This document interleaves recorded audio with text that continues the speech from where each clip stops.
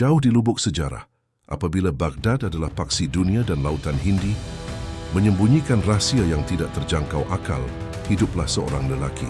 Namanya bergema merentas zaman, Sinbad. Beliau bukanlah seorang pahlawan bersenjata, tetapi seorang saudagar.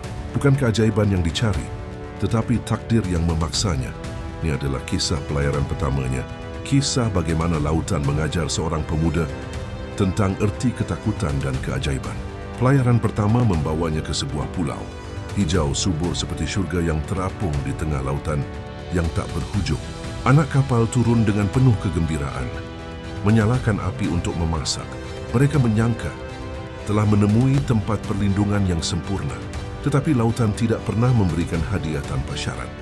Tanah di bawah kaki mereka tiba-tiba bergetar. Hutan itu seakan bernafas. Itu bukan sebuah pulau. Itu adalah seekor ikan paus gergasi.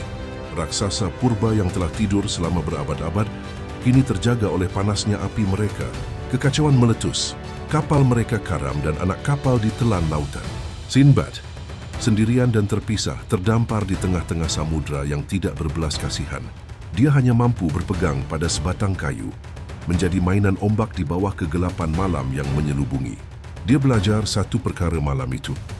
Lautan tidak peduli siapa anda, saudagar atau raja. Anda hanya sebutir debu di hadapan kekuasaannya. Namun nasib mempunyai cara yang aneh untuk bermain. Pagi yang tenang membawanya ke pantai sebuah kerajaan asing yang megah, kerajaan Raja Mihrage. Di sini Sinbad bukan lagi seorang mangsa, tetapi seorang pencerita. Beliau mendapat kepercayaan istana selepas menyelamatkan kuda berharga milik baginda, lalu dilantik menjadi pegawai yang dihormati. Tetapi Sinbad tidak dicipta untuk menjadi hamba kepada kemewahan istana. Kerinduan untuk Baghdad dan laut yang hampir membunuhnya sentiasa memanggil-manggil. Apabila sebuah kapal dari tanah airnya tiba membawa barang dagangan yang pernah dianggap hilang, Sinbad tahu masanya telah tiba untuk pulang. Beliau kembali ke Baghdad bukan sebagai saudagar yang gagal, tetapi sebagai seorang lelaki yang kaya, bukan hanya dengan harta, tetapi dengan cerita yang luar biasa. Kisah pelayaran pertama ini barulah permulaan. Ia bukan sekadar tentang bagaimana Sinbad menjadi kaya, tetapi tentang bagaimana beliau terselamat.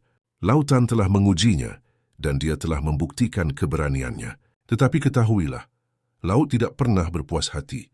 7 pelayaran telah ditakdirkan, dan ini barulah babak yang pertama. Bersiap sedia, kerana di ufuk sana burung roj sedang menunggu.